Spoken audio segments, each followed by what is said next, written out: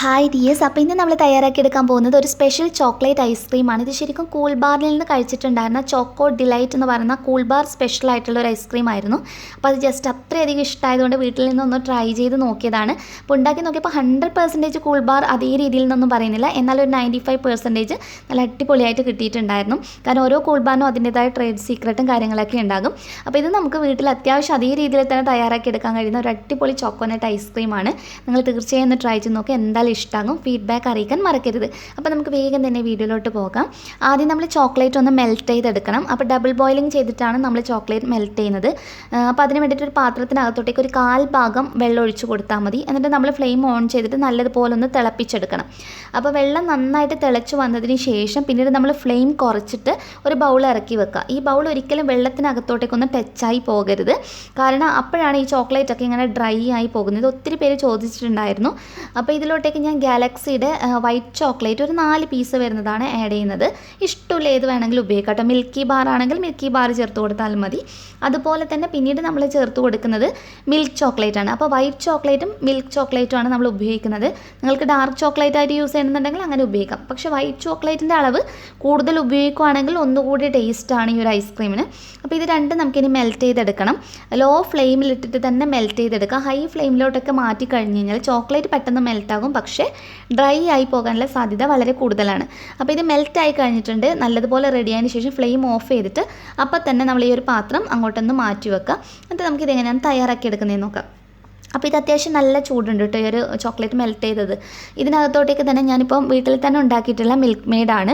അപ്പോൾ ഇതിൻ്റെ ഒരു അളവ് എന്ന് പറയുന്നത് ഒരു 6 ടേബിൾ സ്പൂൺ അടുത്തുണ്ടാവും ഈ ഒരു മിൽക്ക് മെയ്ഡ്. അത്യാവശ്യം നല്ല സ്വീറ്റ് ആയിരിക്കുമ്പോഴായിരിക്കും നമ്മുടെ ഐസ്ക്രീം കഴിക്കാനാണെങ്കിലും നല്ല ടേസ്റ്റ് ഉണ്ടാകുക. അപ്പോൾ ഹോം മെയ്ഡായിട്ടുള്ള മിൽക്ക് മെയ്ഡിൻ്റെ റെസിപ്പി നിങ്ങൾക്ക് വേണമെന്നുണ്ടെങ്കിൽ ലിങ്ക് ഡിസ്ക്രിപ്ഷൻ ബോക്സിനകത്ത് കൊടുക്കാം കേട്ടോ.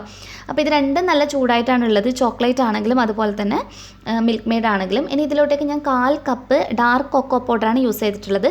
എന്നിട്ട് നന്നായിട്ടൊന്ന് മിക്സ് ചെയ്തിട്ട് ശരിക്കും ഒന്ന് യോജിപ്പിച്ചെടുക്കുക. ഡാർക്ക് കൊക്കോ പൗഡർ വേണമെന്നൊന്നുമില്ല, ലൈറ്റ് ആണെങ്കിലും കുഴപ്പമില്ല കേട്ടോ. അപ്പോൾ നന്നായിട്ട് മിക്സ് ചെയ്യുമ്പോഴത്തേക്കും ശരിക്കും നല്ല തിക്കായിട്ട് ഇതുപോലെയാണ് കിട്ടുക. ഈ ചോക്ലേറ്റും കണ്ടൻസ്ഡ് മിൽക്കൊക്കെ കൂടുമ്പോഴാണ് ഇതിന് ശരിക്കും ആ ഒരു കൂൾ ബാറിൻ്റെ ഒരു ശരിക്കും ഒരു അടിപൊളി ടേസ്റ്റ് കിട്ടുന്നത്. അപ്പോൾ ഈ ഒരു സ്റ്റെപ്പൊന്നും ഒരിക്കലും സ്കിപ്പ് ചെയ്യരുത്. നന്നായിട്ട് മിക്സ് ചെയ്തെടുത്തതിന് ശേഷം പിന്നീട് നമുക്ക് ആവശ്യമായിട്ടുള്ളത് വിപ്ഡ് ക്രീമാണ്. അപ്പോൾ ഞാൻ വിപ്പിംഗ് ക്രീം പൗഡർ ഒരു ചെറിയ പാക്ക് മാത്രമേ ഉപയോഗിച്ചിട്ടുള്ളൂ കേട്ടോ. അപ്പോൾ ഇത് ബീറ്റർ ഇല്ലാതെ എങ്ങനെയാണ് വിപ്പ് ചെയ്യുന്നത് എന്നുള്ളത് നമ്മൾ ലാസ്റ്റ് ചോക്ലേറ്റ് ഐസ്ക്രീം ചെയ്ത സമയത്ത് കാണിച്ചിട്ടുണ്ടായിരുന്നു. അതിൻ്റെ ലിങ്കും ഡിസ്ക്രിപ്ഷൻ ബോക്സിനകത്ത് കൊടുക്കാം. പിന്നെ നിങ്ങൾ വിപ്പിംഗ് ക്രീം പൗഡർ ആണെങ്കിലും വിപ്പിംഗ് ക്രീമായിട്ട് യൂസ് ചെയ്യുന്നതാണെങ്കിലും സ്റ്റിഫ് പീക്സ് ആകുന്ന രീതിയിൽ ചെയ്യണമെന്നില്ല. ഒന്ന് സോഫ്റ്റ് പീക്സ് വരുന്ന ആ ഒരു സ്റ്റേജിൽ ചെയ്തെടുത്താൽ മതി കേട്ടോ. അതിനുശേഷം ഇതിനകത്തോട്ടേക്ക് നമ്മൾ റെഡിയാക്കി വെച്ചിട്ടുള്ള ഈ ഒരു ചോക്ലേറ്റിൻ്റെ മിക്സാണ് ചേർത്ത് കൊടുക്കുന്നത്. അപ്പോൾ നമ്മൾ ഇതിനകത്ത് വാനില എസൻസ് ആഡ് ചെയ്യുന്നില്ല കേട്ടോ. അപ്പോൾ നിങ്ങൾക്ക് വാനില എസൻസിൻ്റെ കൂടി ഫ്ലേവർ ഇഷ്ടമുണ്ടെങ്കിൽ ആഡ് ചെയ്യാവുന്നതാണ്. പക്ഷേ അതിൻ്റെ ആവശ്യമൊന്നുമില്ല, അല്ലാതെ തന്നെ ഇത് നല്ല അടിപൊളി ടേസ്റ്റാണ്. മുഴുവൻ ചോക്ലേറ്റ് മിക്സും ചേർത്ത് കഴിഞ്ഞാൽ ഞാനിപ്പോൾ വിസ്ക് വെച്ചിട്ട് തന്നെയാണ് മിക്സ് ചെയ്തെടുക്കുന്നത്. നിങ്ങൾക്ക് ഇലക്ട്രിക് ബീറ്റർ വെച്ചിട്ടാണെങ്കിൽ ഒന്നുകൂടി എളുപ്പമായിരിക്കും.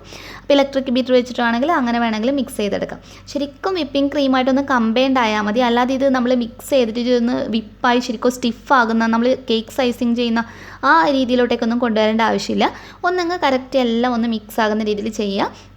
അതിനുശേഷം ഇതിൻ്റെ പ്രധാന കാര്യം എന്ന് പറയുന്നത് നട്ട്സാണ്. അപ്പോൾ ഞാൻ കഴിച്ചതിനകത്ത് മെയിനായിട്ട് കപ്പലണ്ടിയാണ് കൂടുതലായിട്ടുണ്ടായിരുന്നത്. പക്ഷേ ഞാനിപ്പോൾ ഇതിനകത്ത് എൻ്റെ കയ്യിലില്ല, അതുകൊണ്ട് ഞാൻ ബദാമും പിസ്തയാണ് ധാരാളം ചേർത്ത് കൊടുക്കുന്നത്. നട്ട്സ് എത്രത്തോളം നിങ്ങൾക്ക് ചേർക്കാൻ കഴിയും അത്രയധികം ചേർക്കുക. അതാണ് ഈ ഐസ്ക്രീമിൻ്റെ ഏറ്റവും ടേസ്റ്റ് എന്ന് പറയുന്നത്. അപ്പോൾ കപ്പലണ്ടിയും അതുപോലെ തന്നെ ബദാമും പിസ്തയും കശുവണ്ടിപ്പരിപ്പും ഒക്കെ നിങ്ങൾക്ക് ഇതിനകത്ത് ഉപയോഗിക്കാവുന്നതാണ്. നിങ്ങൾക്ക് ഇഷ്ടമുള്ള നട്ട്സൊക്കെ ചേർത്ത് കൊടുത്തിട്ട് നന്നായിട്ട് മിക്സ് ചെയ്തെടുക്കുക. ഒന്നങ്ങ് മിക്സ് ചെയ്തെടുത്തതിന് ശേഷം നമുക്കിത് സെറ്റ് ചെയ്യണം. അപ്പോൾ ഞാനൊരു ഗ്ലാസിൻ്റെ ബൗളിനകത്തോട്ടേക്ക് ഒരു അലുമിനിയം ഫോയിലാണ് ഇറക്കി വെച്ചിട്ടുള്ളത്. അതിനുശേഷം താഴെ ഭാഗത്തായിട്ട് നമ്മുടെ ഈ നട്ട്സ് തന്നെ, അതായത് താഴെ ഭാഗത്തും മുകളിലും നമ്മൾ ഈ ഐസ്ക്രീമിനകത്തൊക്കെ ധാരാളം നട്ട്സ് യൂസ് ചെയ്യുന്നുണ്ട്. ഈ നട്ട്സ് ഇടയ്ക്ക് കഴിക്കുമ്പോഴാണ് ഇതിന് ഏറ്റവും ടേസ്റ്റ് അല്ലെങ്കിൽ ഇതിനൊരു സ്പെഷ്യൽ എന്നൊക്കെ പറയുന്നത്. അപ്പോൾ നട്ട്സ് ധാരാളം ഞാൻ താഴെ ഭാഗത്തും ഒന്ന് വെതറി കൊടുക്കുന്നുണ്ട്. അതിനുശേഷം വേണം നമ്മൾ ഈ ഐസ്ക്രീം ഇതിനകത്തോട്ടേക്ക് ചേർത്ത് കൊടുക്കാൻ വേണ്ടിയിട്ട്. അപ്പോൾ ഇങ്ങനെ അലുമിനിയം ഫോയിൽ വെച്ച് ചെയ്യാനുള്ള ഒരു കാരണം എന്ന് പറഞ്ഞാൽ ഇത് സെറ്റായതിന് ശേഷം ഈ അലുമിനിയം ഫോയിൽ നമുക്ക് എടുത്തിട്ട് പുറത്തോട്ടെടുത്ത് ഒന്ന് നമ്മൾ കസാട്ട ഐസ്ക്രീമൊക്കെ കഴിക്കുന്ന രീതിയിൽ ഒന്ന് സ്ലൈസ് ചെയ്തെടുക്കുക എന്നുള്ളത് കൊണ്ടാണ്. അപ്പോൾ ഇങ്ങനെ ചെയ്യണം നിർബന്ധമില്ല. നിങ്ങൾക്ക് ജസ്റ്റ് സ്കൂപ്പ് ചെയ്ത് കഴിക്കാനാണ് ഇഷ്ടമെങ്കിൽ ജസ്റ്റ് ഡയറക്റ്റ് ബൗളിനകത്തോട്ടേക്ക് വേണമെന്നുണ്ടെങ്കിൽ ഇതുപോലെ ചേർത്ത് കൊടുത്താലും മതി കേട്ടോ. അപ്പോൾ ലാസ്റ്റ് സെർവ് ചെയ്യുമ്പോൾ ശരിക്കും ആ ഒരു കൂൾ ബാറിന് കിട്ടിയ അതേ സ്റ്റൈലിൽ കിട്ടാൻ വേണ്ടിയിട്ടാണ് ഞാൻ ഇങ്ങനെ ചെയ്തിട്ടുള്ളത്. ഒന്ന് ലെവൽ ചെയ്തെടുത്തതിന് ശേഷം നമ്മൾ തറയിലൊക്കെ വെച്ച് തട്ടി എയർ ബബിൾസൊക്കെ കളയുക, നന്നായിട്ട് ലെവൽ ചെയ്യുക. എന്നിട്ട് മുകൾ ഭാഗത്തും ധാരാളം ഇതുപോലെ നട്ട്സ് ചേർത്ത് കൊടുക്കണം. അപ്പോൾ നട്ട്സ് ഒക്കെ ചേർത്ത് ഒന്ന് റെഡിയാക്കി കഴിഞ്ഞ് കഴിഞ്ഞാൽ പിന്നെ നമ്മളിത് ഒന്നുകിൽ ഇതിൻ്റെ പാത്രത്തിൻ്റെ അടപ്പ് വെച്ച് ക്ലോസ് ചെയ്യുക, അതല്ലെങ്കിൽ അലുമിനിയം ഫോയിൽ വെച്ച് ക്ലോസ് ചെയ്യാം, പ്ലാസ്റ്റിക് കവറോ ഇതൊക്കെ വെച്ച് നിങ്ങൾക്ക് ഉപയോഗിക്കാവുന്നതാണ് കേട്ടോ. കാരണം ലാസ്റ്റ് റെസിപ്പിയിൽ ചോദിച്ചിട്ടുണ്ടായിരുന്നു എങ്ങനെയാണ് കവർ ചെയ്യുന്നത് എന്നുള്ളത്. അപ്പോൾ ജസ്റ്റ് പാത്രത്തിൻ്റെ അടപ്പ് വെച്ച് ക്ലോസ് ചെയ്താലും മതി. ഞാനിപ്പോൾ ക്ലിങ് ഫിലിമാണ് ഉപയോഗിച്ചത്. ക്ലിങ് ഫിലിം ഉപയോഗിക്കുകയാണെങ്കിൽ ഒന്നുകൂടി നല്ലതാണ്. അപ്പോൾ ഞാൻ നന്നായിട്ടൊന്ന് റാപ്പ് ചെയ്തെടുത്തിട്ടുണ്ട്. ഒരു 1.5 മണിക്കൂർ നമുക്ക് ഫ്രീസറിനകത്തോട്ടേക്ക് ഇത് വെക്കാം. അപ്പോൾ ആ ഒരു സമയം കൊണ്ട് ഒരു പാൻ വെച്ച് അതൊന്ന് ചൂടായി വരുന്ന സമയത്ത് സാൾട്ടഡ് ആയിട്ടുള്ള ബട്ടറാണ് ഞാൻ ചേർത്ത് കൊടുക്കുന്നത്. നിങ്ങളുടെ കയ്യിൽ സാൾട്ടഡ് ബട്ടർ ഇല്ല എന്നാണെങ്കിൽ ഒരു ഇത്തിരി ഉപ്പ് ചേർത്ത് കൊടുത്താൽ മതി ബട്ടറിനകത്തോട്ടേക്ക് മെൽറ്റ് ആകുന്ന സമയത്ത്.